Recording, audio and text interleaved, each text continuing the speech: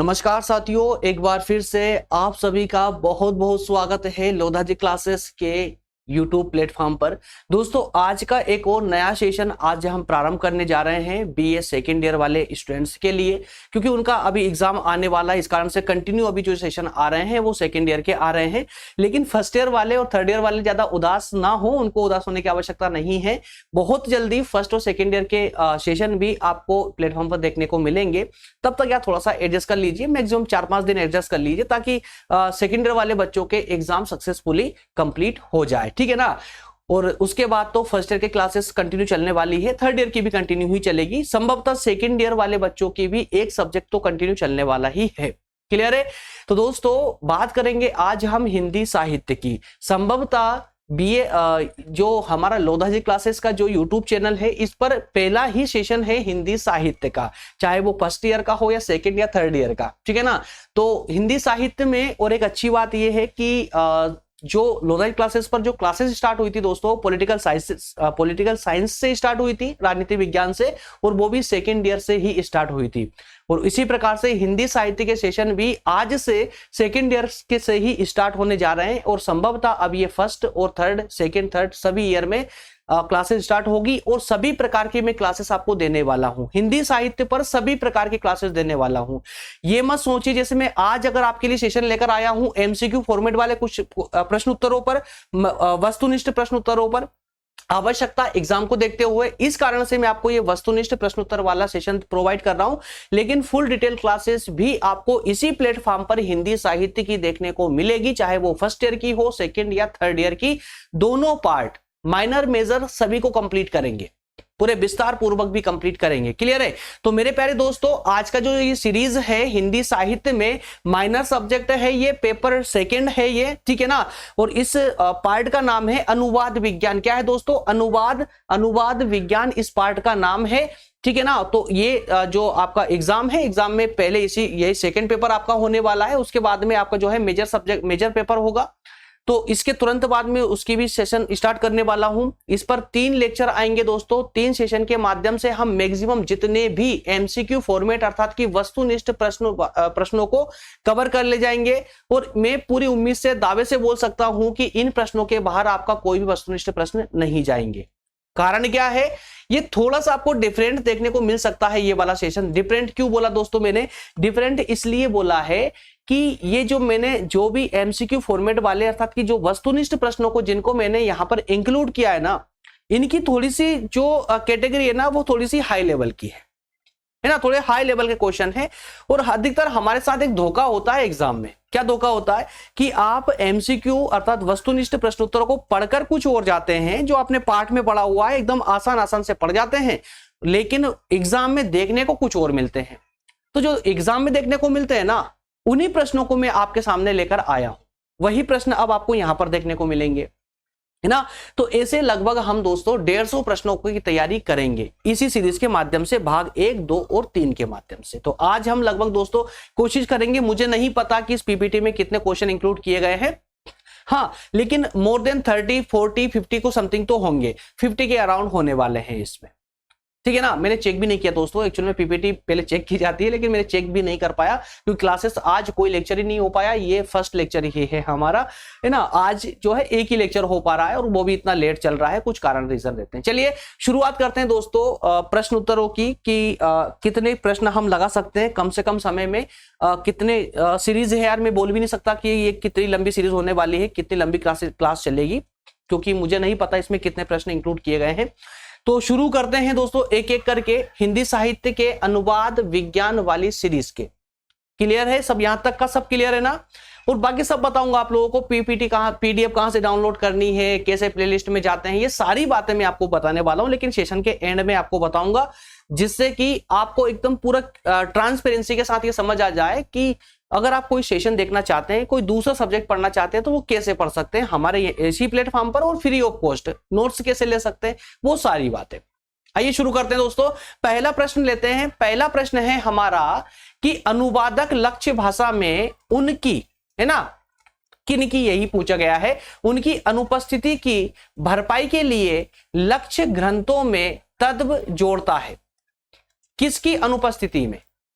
तो क्या कहा गया है कि अनुवादक लक्ष्य भाषा में, अनुवादक लक्ष्य भाषा में किसी का जब हम ट्रांसलेट करते हैं, ट्रांसलेशन करते हैं, अनुवाद करते हैं, तो जिस भाषा में अनुवाद किया जा रहा है उस भाषा में अगर कुछ शब्दों की अनुपस्थिति होती है तो उस अनुपस्थिति की भरपाई करने के लिए आपस में जो जोड़ने का कार्य करता है वो कौन करता है? ऑप्शन है आपके सामने भाषा, मुआवजा, उधार लेना या अनुकूलन। क्या है दोस्तों? अनुकूलन। इसका राइट ऑप्शन हो जाएगा ऑप्शन द। कौन सा हो जाएगा? ऑप्शन द करेक्ट हो जाएगा, अनुकूलन। ठीक है ना, ऑप्शन द करेक्ट हो जाएगा।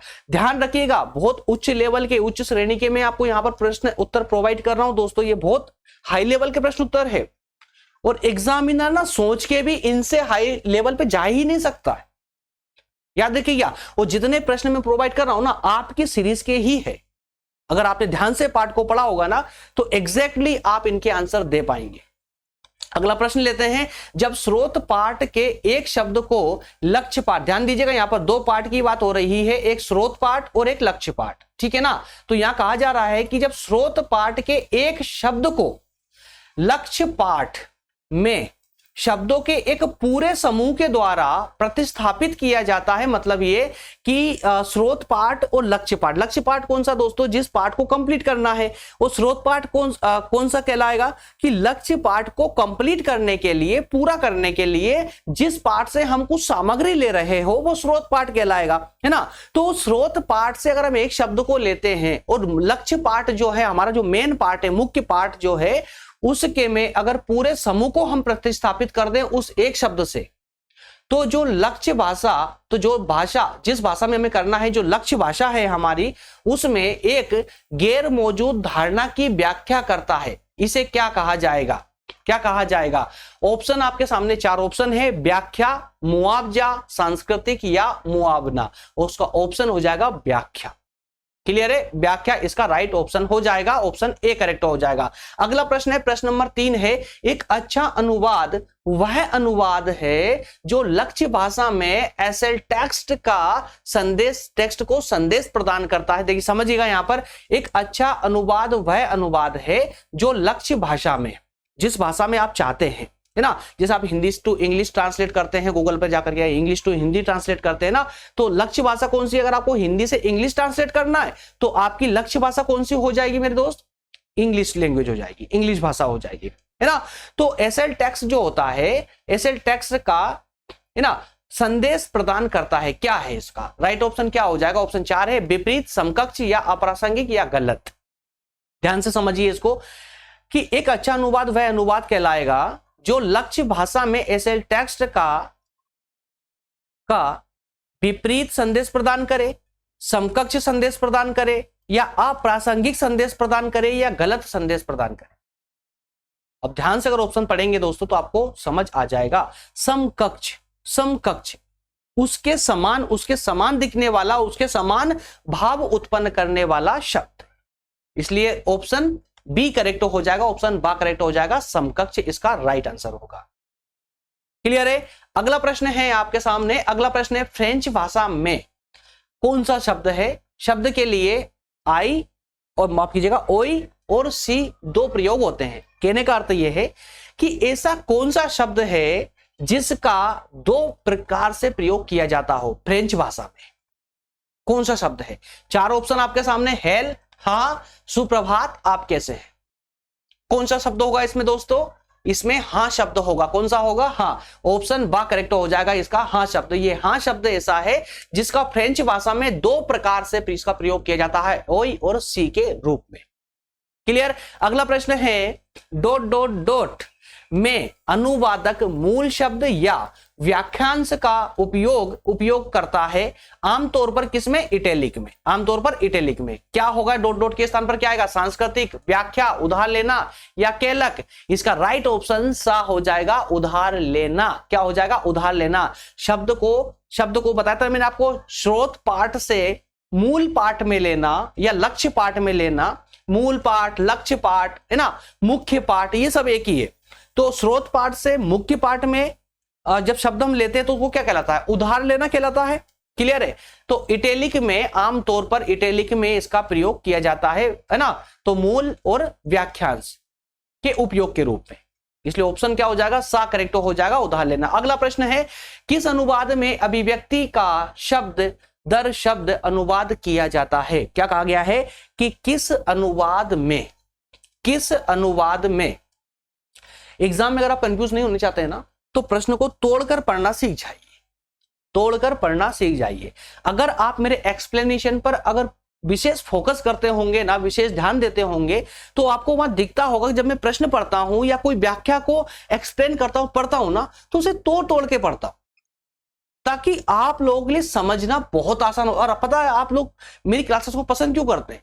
इसी कारण से करते हैं कि मैं जो व्याख्या होती है एक साथ पढ़कर समझाने की अपेक्षा उसको तोड़ कर बीच बीच में उसको ब्रेक करके पढ़ के फिर उसको एक्सप्लेन करता हूं, जिससे आपको और बहुत आसानी से वो समझ आ जाता है।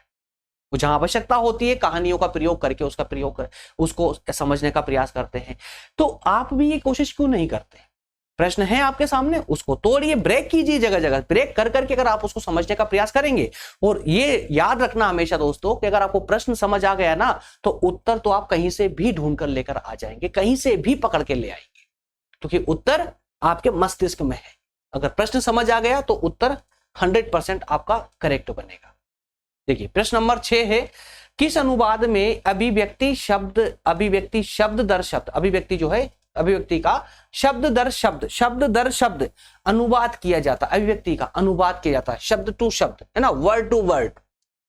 4 ऑप्शन है, कौन सा अनुवाद? देखिए अभिव्यक्ति, अनुकूलन, अनुवादक नोट, सांस्कृतिक या कैल्क। क्या ऑप्शन होगा इसका? क्लियर राइट ऑप्शन इसका दोस्तों द हो जाएगा, कैल्क। ठीक है ना, तो कैल्क अनुवाद में ही अभिव्यक्ति का शब्द दर शब्द अनुवाद किया जाता है। किसमें? कैल्क अनुवाद में। क्लियर।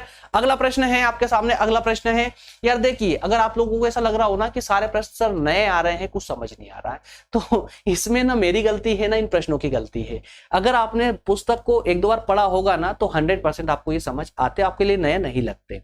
अगर किसी को व्यवहारिक बनाना, यार देखिए आप अपनी पर्सनल लाइफ में जब फ्रेंड्स भी बनाते हैं, तो जब आपका बेस्ट फ्रेंड है आज, कभी हो सकता है आपके लिए अनजान भी होगा ना, जब तक उसे नहीं मिले होंगे आप, जब मिले हैं आप, जब आपकी फ्रेंडशिप हुई, तो धीरे धीरे आपका परिचय बढ़ा, और परिचय बढ़ने के बाद आपका आज वो बेस्ट फ्रेंड बन चुका है या बन चुकी है ना। लेकिन एक समय वो भी अनजान था। तो सेम फॉर्मूला आप अपनी स्टडी पर अप्लाई क्यों नहीं करते? जो सब्जेक्ट आपको परेशान करता हो, जो सब्जेक्ट आपको डिफिकल्ट लगता हो, उसको थोड़ा समय दीजिए ना यार। आप फ्रेंड्स को समय देते कि नहीं देते? तो थोड़ा सा पुस्तक को समय दीजिए, सब्जेक्ट को समय दीजिए, वो भी आपका फ्रेंड बन जाएगा या बन जाएगी, है ना। इजी हो जाएगा आप लोगों के लिए, ज्यादा प्रॉब्लम नहीं आएगी फिर उसमें। क्लियर है। चलिए अगला प्रश्न है, लेवी एक अनुवाद विद्वान है। लेवी एक ... अनुवाद विद्वान है। कौन क्या है? देखिए चेक, ऑस्ट्रेलियन, जर्मन या फ्रेंच। लेवी साहब जो है ये कौन से अनुवादक विद्वान है? अनुवाद करने वाले विद्वान है, मतलब कहां के हैं यार? सिंपल सा क्वेश्चन है। ऑप्शन ए करेक्ट हो जाएगा, चेक। अगला प्रश्न है, बीकमैन और कालो 1989 के अनुसार, याद रखिएगा, बीकमैन और कालो के अनुसार मुख्य प्रकार के अनुवाद है कितने? मतलब सिंपल सा इसको सिंपल कीजिए कि बीकमैन और कालो ने अनुवाद के कितने प्रकार बताए हैं? ऑप्शन 4, 2, 1 या 9। राइट आंसर ए, ऑप्शन आ, मतलब 4 प्रकार इन्होंने बताए, याद रखिएगा। अगला प्रश्न है, तुल्यता की समस्या मुख्य रूप से ... के अनुवाद में उत्पन्न होती, मतलब किसके अनुवाद में उत्पन्न होती है? तुल्यता की जो समस्या उत्पन्न होती है ना, किसके अनुवाद में होती है? ऑप्शन है कविता के अनुवाद में, नाटक के, कथा के या फिर मुहावरे के अनुवाद में। ऑप्शन हो जाएगा आपका करेक्ट, मुहावरे के अनुवाद में तुल्यता की समस्या उत्पन्न होती है। दोस्तों यहाँ अनुवाद ही चलने वाला है, कारण अनुवाद विज्ञान को ही तो पढ़ रहे हो आप लोग। हिंदी साहित्य के एक भाग अनुवाद विज्ञान पर आज हमारा डिस्कशन चल रहा है, उससे संबंधित ही वस्तुनिष्ठ प्रश्नों पर हम डिस्कस कर रहे हैं, तो संभवतः अनुवाद को हम विशेष रूप समझेंगे। हाँ, डिटेल क्लासेस में आपको पूरे अच्छे से क्लियर समझ आने वाला है, सब कुछ पढ़ने वाले हो। अनुवाद क्या होता है अब याद देखिए, जिनका एग्जाम होने वाला है उनको तो मैं कुछ नहीं कह सकता, लेकिन हाँ जो नए स्टूडेंट हैं, जो अभी फर्स्ट ईयर से सेकेंड ईयर में आए हैं, तो उनको तो टेंशन लेने की आवश्यकता है ही नहीं। वो जिनका हिंदी साहित्य है एक्चुअल में, क्योंकि फुल क्लास डिटेल क्लासेस जो है ना बहुत तुरंत जल्दी ही स्टार्ट, कुल मिलाकर के नेक्स्ट वीक से स्टार्ट हो जाएगी डिटेल क्लासेस, जहां पर आपको समझ, यार एमसीक्यू तो पढ़ने की आवश्यकता ही नहीं रहेगी। अगर आप डिटेल क्लासेस लेंगे ना तो आपको एमसीक्यू नहीं पढ़ना होगा, ऐसे ही याद हो जाएंगे आप। चलिए अगला प्रश्न है, अगला प्रश्न लेते हैं। नया नियम, नया नियम किस में लिखा गया था? नया नियम सेल्टिक में, नार्टन, लैटिन या coin Greek? Right option the हो जाएगा, राइट ऑप्शन द हो जाएगा। कोइन ग्रीक में ही नया नियम लिखा गया था। अगला प्रश्न है, कोई भी दो भाषाएं कभी भी पर्याप्त रूप से समान नहीं होती है। क्या कहा गया है कि दो भाषाएं जो है एक्चुअल में एक जैसी नहीं हो सकती, समान नहीं हो सकती एक्चुअल में, है ना, जिसे डॉट डॉट सामाजिक वास्तविकता का प्रतिनिधित्व करने के रूप में माना जाता है। जिसे जिसे जिसे किसे? भिन्न, समान, तो ये जो रिक्त स्थान है इसकी पूर्ति कौन करेगा? भिन्नता करेगी, समानता करेगी, विपरीतता करेगी या अपसारी करेगा? इसका राइट ऑप्शन दोस्तों बी हो जाएगा, बा हो जाएगा, समान। तो क्या कहा गया, देखिए अब ये वाक्य पूरा हो रहा है। कोई भी दो भाषाएं पर्याप्त रूप से समान नहीं होती है, जिसे समान सामाजिक वास्तविकता का प्रतिनिधित्व करने के रूप में माना जाता हो। क्योंकि भाषाएं क्या करती है दोस्तों? समाज का प्रतिनिधित्व करती है। समाज, भाषा क्या करती है?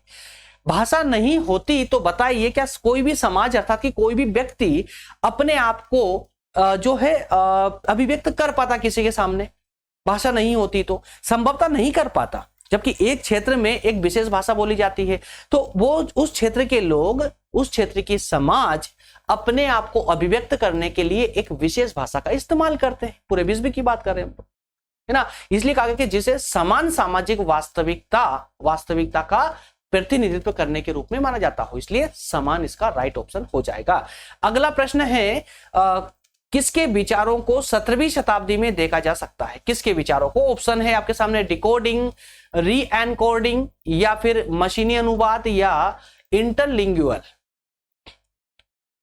किसके विचारों, किसके विचार को? 17वीं शताब्दी की बात हो रही है ना, 17वीं शताब्दी की। तो ये डिकोडिंग, री एनकोडिंग, ये तो शब्द दोस्तों ये काफी मॉडर्न है, बट जो मशीनी अनुवाद है 17वीं शताब्दी में इसकी शुरुआत हो चुकी थी, इसलिए ऑप्शन सा करेक्ट होना चाहिए मेरे अकॉर्डिंग। देखते हैं क्या है, ऑप्शन सा ही करेक्ट है, ठीक है ना। चलिए अगला प्रश्न है, प्रश्न नंबर 13 है, एक भाषा से दूसरी भाषा में अनुवाद को, अनुवाद कौन सा अनुवाद कहा जाता है? एक भाषा से जब दूसरी भाषा में ट्रांसलेशन करते हैं तो उसे कौन सा ट्रांसलेशन कहा जाता है? ऑप्शन है आपके सामने, अंतर्भाषी, देखिए यहां पर सिर्फ ना मात्राओं का फर्क है, मात्राओं का फर्क, अंतर्भाषी या अंतराभाषी उच्चारण या फिर अंतर्भाषी। ये संभवतः अ और द जो है एक समान टाइप कर दिए गए हैं। माइनर सा डिफरेंस होगा लेकिन टाइपिंग मिस्टेक होती ही होती है दोस्तों। टाइपिंग मिस्टेक आपको पुस्तकों में भी मिल जाएगी, तो हमारी पीपीटी में तो जो है संभव है यार मिलना ही थोड़ा वो चलती है ना। इसका ऑप्शन मेरे दोस्तों आ और दा दोनों करेक्ट हो जाएंगे, आ और दा दोनों करेक्ट हो जाएंगे, ठीक है ना, क्योंकि दोनों सेम है इसलिए, ठीक है। अंतर्भाषी, अंतर्भाषी, क्लियर है। चलिए अगला प्रश्न है, टेक्स्ट को, कौन से टेक्स्ट को एक स्क्रिप्ट से दूसरी स्क्रिप्ट में बदलना है? कौन सा टेक्स्ट है जिसे एक स्क्रिप्ट से दूसरी स्क्रिप्ट में बदलना है? लिप्यंतरण या लिप्यंतरण सेम है, कुछ ज्यादा मिसटाइपिंग हो रहा है यार। चलिए चलते हैं, देखते, थोड़ा बहुत तो मिलेगा यार ना। डिकोडिंग या एनकोडिंग, इसका राइट ऑप्शन है दोस्तों लिप्यंतरण। एग्जाम में ऐसा नहीं होगा, डोंट वरी, एग्जाम में ऐसा नहीं होगा क्योंकि वहां पर रीचेकिंग होती है पेपर की, तो वहां इतनी ज्यादा जो है मिस टाइपिंग देखने को नहीं मिलती है पेपर में। लेकिन आप यहाँ पर विशेष रूप से ध्यान रखें कि जो लिप्यंतरण जो टेक्स्ट होता है ना, इसको एक स्क्रिप्ट से दूसरी स्क्रिप्ट में बदला जा सकता है, ठीक है ना, लिप्यंतरण इसी को कहा जाता है। चलिए अगला प्रश्न है, भाषा में याद देखो थोड़ी बहुत मिस टाइपिंग हो जाए ना, इग्नोर करना सीखिए, थोड़ा इग्नोर करते हुए आगे बढ़े, जो मेन कंटेंट है उसको पकड़िए आप लोग, ठीक है ना। तो भाषा में साइन और साइन सिस्टम का अध्ययन है, क्या है? ऑप्शन है लाक्षणिकता या मनोविज्ञान या व्यवहारिकता या फिर भूविज्ञान। क्या है चारों में से? भाषा में साइन और साइन सिस्टम का अध्ययन क्या है? लाक्षणिकता है, मनोविज्ञान है, व्यवहारिकता है या भूविज्ञान है? लाक्षणिकता है, क्या है? लाक्षणिकता। ऑप्शन ए करेक्ट हो रहा है, लाक्षणिकता। अगला प्रश्न लेंगे, अगला प्रश्न है अनुवाद शब्द, अनुवाद किस अनुवाद से लिया गया है? अनुवाद शब्द कहां से, मतलब किसका अनुवाद करके लिया गया है? ग्रीक का, लैटिन का, जर्मन का या नॉर्स का? ऑप्शन ए करेक्ट हो जाएगा। अनुवाद शब्द जो है ना लैटिन से लिया गया है, लैटिन का अनुवाद करके लिया गया है। अगला प्रश्न है एक मूल्य या स्रोत टेक्स्ट को दूसरी भाषा के टेक्स्ट में बदलने की प्रक्रिया क्या कहलाती है? ऑप्शन है व्युत्पत्ति विज्ञान, अनुवाद, ध्वन्यात्मकता या भाषा विज्ञान। ऑप्शन इसका बी करेक्ट होगा, अनुवाद। ठीक है ना। तो अनुवाद जो है एक मूल्य या स्रोत टेक्स्ट को दूसरी भाषा के टेक्स्ट में बदलने की प्रक्रिया है। क्या है? अनुवाद। ठीक है ना। बदलने की प्रक्रिया, एक टेक्स्ट से दूसरे भाषा के टेक्स्ट में बदलने की प्रक्रिया। आप जो ऑर्डर देते हो ट्रांसलेट करने के लिए, वो क्या देते हो? टेक्स्ट देते हो ना, आप उनको टाइप करके देते हो, टेक्स्ट देते हो। तो हो सकता है कि आपको हिंदी से इंग्लिश में ट्रांसलेशन करना है, तो हिंदी टेक्स्ट आप लिखोगे गूगल पर, उसके बाद वो इंग्लिश भाषा के टेक्स्ट में चेंज होगा। वही तो है, क्या कहलाएगा वो? इंग्लिश में ट्रांसलेशन कहलाएगा, हिंदी में अनुवाद कहलाएगा। ठीक है ना। अगला प्रश्न है उसी भाषा में अनुवाद क्या कहलाता है? देखिए, उसी भाषा में अनुवाद इंटरलिंगुअल या इंटरसेमिओटिक या फिर इंट्रालिंगुअल या फिर ट्रांसपेरेंसी। थोड़े से नए वर्ड हो सकते हैं आप लोगों के लिए। उसी भाषा में अनुवाद, सेम लैंग्वेज में ट्रांसलेशन क्या कहलाएगा? तो क्या कहलाएगा दोस्तों? इंट्रालिंगुअल कहलाएगा। क्या कहलाएगा? इंट्रालिंगुअल कहलाएगा। अगला प्रश्न है, अगला प्रश्न लेंगे अंतभाषी अनुवाद को के रूप में भी जाना जाता है। किसके रूप में भी? एक और कौन सा रूप है जिसके रूप में जाना जाता है? अंतभाषी अनुवाद को एक और ऐसा कौन सा रूप है जिसमें जाना जाता है? रिवर्डिंग है, रिटेनिंग है या फिर ट्रांसम्यूटेशन है या उपरोक्त में से कोई नहीं। कौन सा होगा इसका ऑप्शन? करेक्ट कौन सा हो जाएगा? ऑप्शन अ करेक्ट हो जाएगा, रिवर्डिंग। क्या हो जाएगा दोस्तों? रिवर्डिंग। ठीक है ना। तो अंतभाषी अनुवाद को रिवर्डिंग के रूप में भी जाना जाता है। अगला प्रश्न नंबर 20 है, रोमन जैक ये एक विद्वान का नाम है ना। रोमन जैकबसन ने किस प्रकार के अनुवाद को प्रतिष्ठित किया था? कौन सा प्रकार? 2 प्रकार, 3 प्रकार, 4 या 5 प्रकार? तो 3 प्रकार के अनुवाद को उन्होंने प्रतिष्ठित किया था। ठीक है। अगला प्रश्न है, प्रश्न नंबर 21 है, जॉर्ज मुनिन। ये सभी हिंदी भाषा के विद्वान है दोस्तों, याद रखिएगा, हिंदी साहित्य के विद्वान है, पश्चिमी विद्वान है ये हिंदी भाषा के, इसलिए इनको विशेष नाम याद रखेंगे। जॉर्ज मुनिन एक किसके सिद्धांतकार है? किस सिद्धांत को देने वाले हैं ये? तो जर्मन सिद्धांत दिया था इन्होंने, या इटालियन में दिया था, फ्रेंच में दिया था, या अमेरिकन में दिया था? राइट ऑप्शन इसका फ्रेंच हो जाएगा। क्या हो जाएगा? फ्रेंच। ऑप्शन सा करेक्ट हो जाएगा। अगला प्रश्न है प्रश्न नंबर 22, अनुवाद को एक प्रक्रिया और उत्पाद के बीच अलग रहता है ना। क्या रहता है अलग? जरा देखिए इसको, एम्ब्रेक्स्ट, न्यूबर्ट या यूजिनिडा, या फिर ऑप्शन स और दा है लेवी और रीड। इसका ऑप्शन ए करेक्ट बता रहा है ये एम्ब्रेक्स्ट न्यूबर्ट। दोस्तों कहीं पर कंफ्यूजन आए ना तो गूगल जरूर कर लेना, जिसके बारे में आपको जानकारी बिल्कुल नहीं है और लेना चाहते हो, क्योंकि मैं इस क्वेश्चन को गूगल करने वाला हूं। एग्जैक्टली लेक्चर खत्म होने के बाद में इसको क्वेश्चन को मैं जो है यहाँ पर गूगल करने वाला हूं। और इसमें एम्ब्रेक्स्ट न्यूबर्ट साहब जो है ना, ये इनको थोड़ा सा मुझे पढ़ना है गूगल पर, ना इनके बारे में थोड़ी जानकारी जुटानी पड़ेगी। तो जो भी इसी तरह से यार देखिए, जो आपके लिए नया लगे ना, एकदम नया हो, तो क्या लगता है 2 मिनट लगते हैं, गूगल करिए, फटाक से उसके बारे में पढ़िए, मैक्सिमम जानकारी आप जुटा पाएंगे। और वो जो जानकारी है ना, वो आपके सिर्फ एग्जाम नहीं बल्कि हमेशा काम आती है। चलिए अगला प्रश्न लेंगे। अगला प्रश्न है, अनुवाद में हानि का एक अन्य कारण है। क्या? हानि, लाभ, अनुवादीयता और शाब्दिक। क्या ऑप्शन होगा इसका? ऑप्शन सही करेक्ट होना ना। अनुवादनीयता अनुवाद में हानि का एक अन्य कारण है। अनुवाद करते वक्त अनुवादनीयता को अगर अपनाया गया तो अनुवाद में हानि होगी। बहुत सारे लेटर एक साथ जुड़कर आ जाएंगे, क्या करेंगे फिर? उसको पढ़ के अलग करना पड़ेगा, है ना।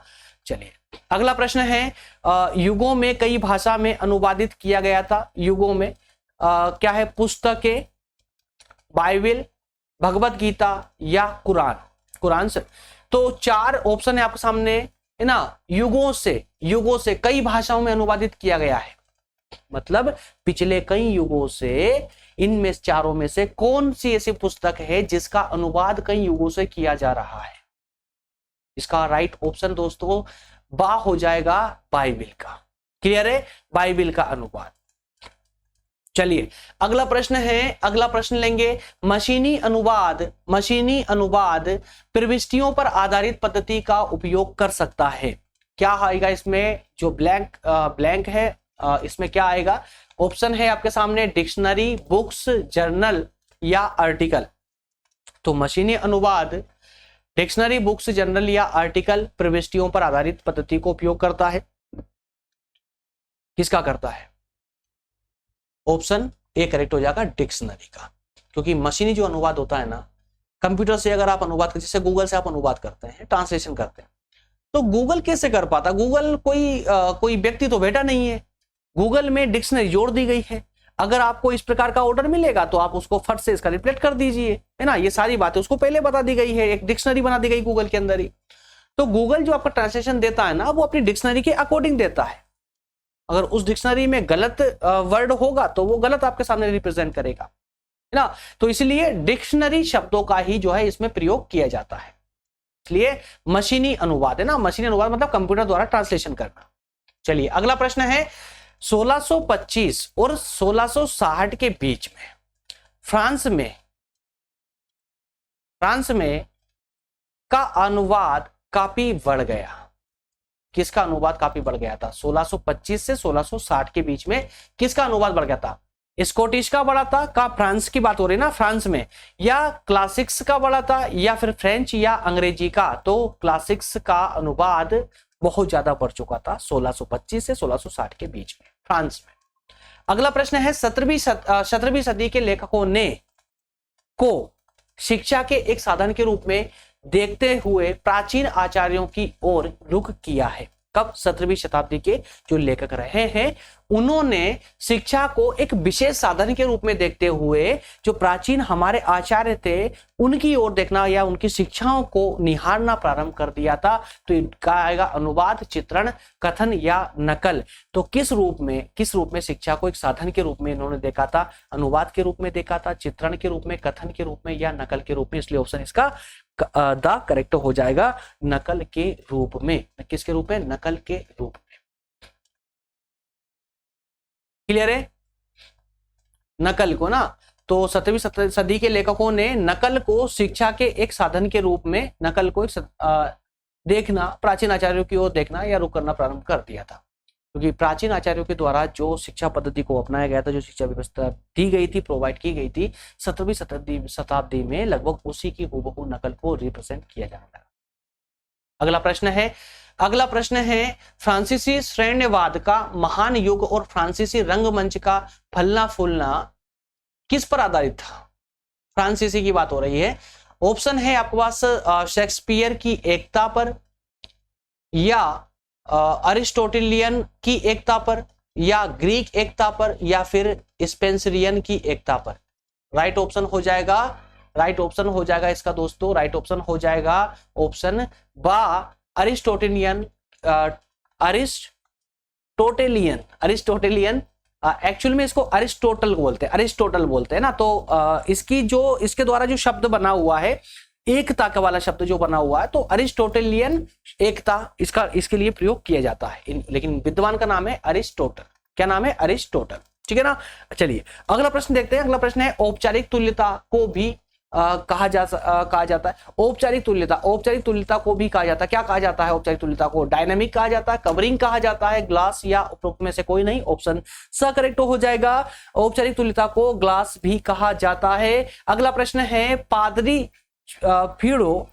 फीडो का अनुवाद वर्ष किस वर्ष में किया गया था? उस 1645 में, 1655 में, 1648 या 1668 में? 1648 में इसका अनुवाद किया गया था। किसका? पादरी फिडो का। चलिए अगला प्रश्न है, अगला प्रश्न लेंगे। परंपरागत रूप से लेखक के लिए को क्या है जो हीन माना जाता है? परंपरागत रूप से ना, परंपरागत रूप से लेखक के लिए क्या हीन माना, बेकार माना जाता है? ऑप्शन है अनुवादक, कवि, कथाकार या लेखक। क्या कहलाता, क्या दोस्तों इसलिए हीन माना जाता है? तो इसके लिए अनुवादक हीन माना जाता है, लेखक के लिए अनुवादक हीन माना जाता है। अगला प्रश्न है, जैक बसन ने घोषणा की कि प्रत्येक काव्य कला तकनीकी रूप से क्या है? क्या है?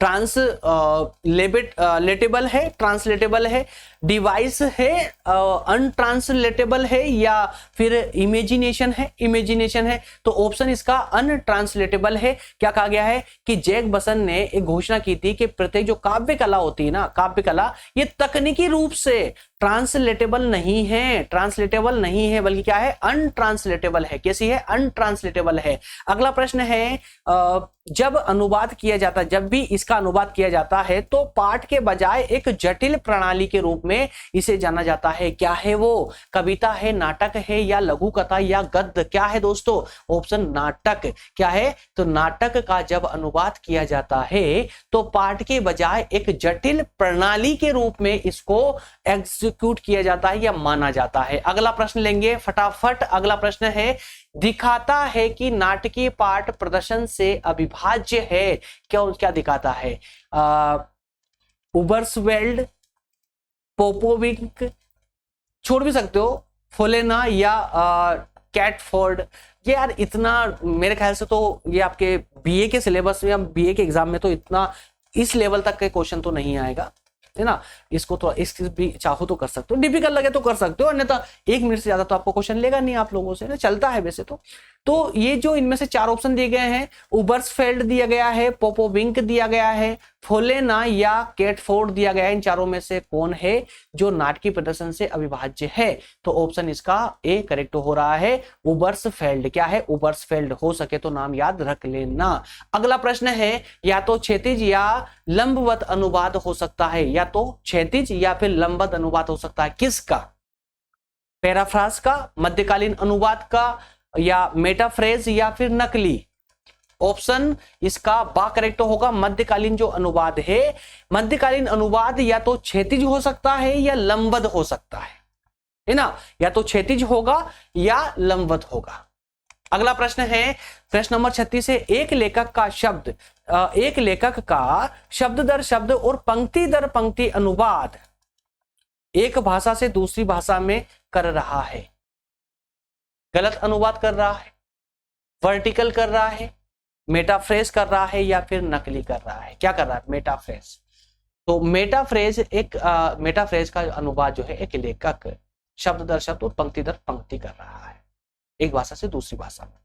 अगला प्रश्न है, अगला प्रश्न अंतिम पड़ाव पर है दोस्तों, अंतिम पड़ाव पर है ना, ज्यादा परेशान होने की आवश्यकता नहीं है, अंतिम पड़ाव पर आ चुके हैं। प्रश्न नंबर 37, एडवर्ड सपीर के अनुसार सामाजिक वास्तविकता के लिए एक मार्गदर्शक है। 4 ऑप्शन है, व्याकरण, भाषा, शब्दकोश या पुस्तक। क्या ऑप्शन होगा? भाषा, है ना। तो एडवर्ड साहब के अनुसार भाषा सामाजिक वास्तविकता के लिए एक मार्गदर्शक है। अभी तो बता था, समाज की मार्गदर्शन करने के लिए, समाज की वास्तविकता को रिप्रेजेंट करने के लिए क्या जरूरी है? भाषा है। तो भाषा समाज का मार्गदर्शक ही होगा ना। अगला प्रश्न है, अनुवाद में एसएल पाठ के लिए वफादार और सटीक होना है। क्या होना है? विरूपण कहलाएगा, लक्ष्य भाषा कहलाएगी, निष्ठा या स्रोत भाषा? क्या कहलाएगा? तो यहां पर निष्ठा कहलाएगी। अनुवाद में एसएल पाठ के लिए वफादार या सटीक होना क्या कहलाएगा? निष्ठा कहलाएगा। अगला प्रश्न है, एसएल में पाठ के प्रति निष्ठा की कमी को अनुवाद अध्ययनों में किसके रूप में परिभाषित किया जा सकता है? स्पिरिट के रूप में या सिटैक्टिक्स के रूप में, सिटैक्टिक के रूप में, या सिमेंटिक या फिर विकृति? कंफ्यूजन है यहाँ पर। एसएल पाठ के प्रति निष्ठा की कमी को अनुवाद अध्ययनों में स्प्रिट के रूप में परिभाषित किया जा सकता है? नहीं, विकृति के रूप में। किस रूप में? विकृति रूप में। ऑप्शन द इसका करेक्ट हो जाएगा। ठीक है ना। आगे बढ़ते दोस्तों अगले प्रश्न पर। प्रश्न समाप्त, प्रश्न समाप्त। तो यहाँ पर टोटल 39 प्रश्न मैंने आपको बताया था ना कि मुझे नहीं पता इस सीरीज में, इस वाली सीरीज में एक्चुअल में इस वाली पीपीटी में कितने क्वेश्चन थे। 39 क्वेश्चन टोटल थे यहाँ पर। अगले क्वेश्चन पर भी कोशिश करेंगे यही 40-50 क्वेश्चन समथिंग लेकर आएंगे। इस प्रकार से 3 सीरीज के माध्यम से हम एमसीक्यू ये सीरीज को कंप्लीट करने वाले, एमसीक्यू सीरीज को। और मैं तो आपसे यही बोलूंगा तीनों सीरीज को अच्छे से समझिए, देखिए, ज्यादा समय नहीं लगता है इसमें, शॉर्ट टाइम में ये कंप्लीट हो जाते हैं।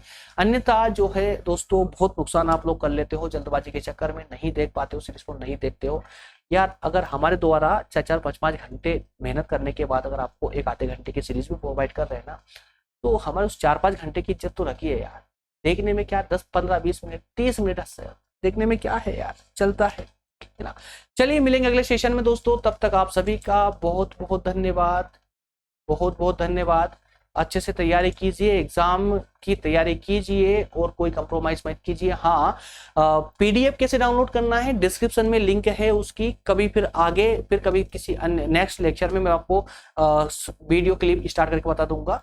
वहां पर समझाया गया है कि कैसे आप नोट्स डाउनलोड कर सकते हैं, प्लेलिस्ट में कैसे जा सकते हैं। बेसिकली तो मैं आपको शॉर्ट में बता दूं कि जो भी जितने भी हमारे द्वारा सेशन लिए जा रहे हैं वो सभी सेशन आपको प्लेलिस्ट में अवेलेबल है, यूट्यूब पर ही अवेलेबल है, फ्री ऑफ कॉस्ट अवेलेबल है। कोई चार्जेस आपको पेड करने की आवश्यकता नहीं। जब हम नहीं ले रहे तो आपको देने की आवश्यकता ही क्यों पड़ेगी। यूट्यूब पर टोटल जितने हमारे सेशन हैं सब यूट्यूब पर अपलोडेड किए गए हैं। यूट्यूब के माध्यम से ही दोस्तों आप अपनी स्टडी को बेहतरीन कर सकते हैं। सभी नोट्स प्रत्येक वीडियो की डिस्क्रिप्शन में अवेलेबल है, वहां से आप जाकर डाउनलोड कर सकते हैं।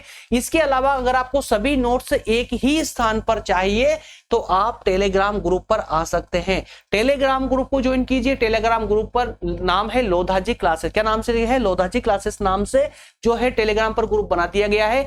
इस नाम से जो ग्रुप है वो लोगो दोस्तों आपको ये वाला देखने को मिलेगा, लोगो ये वाला देखने को मिलेगा। उसी ग्रुप को ज्वाइन करेंगे तो वहां पर आपको सभी नोट्स आपको एक ही स्थान पर मिल जाएंगे, चाहे वो फर्स्ट ईयर के हो, सेकंड के हो, थर्ड ईयर के हो। मिलेंगे अगले सेशन में दोस्तों, तब तक आप सभी का धन्यवाद। Thank you.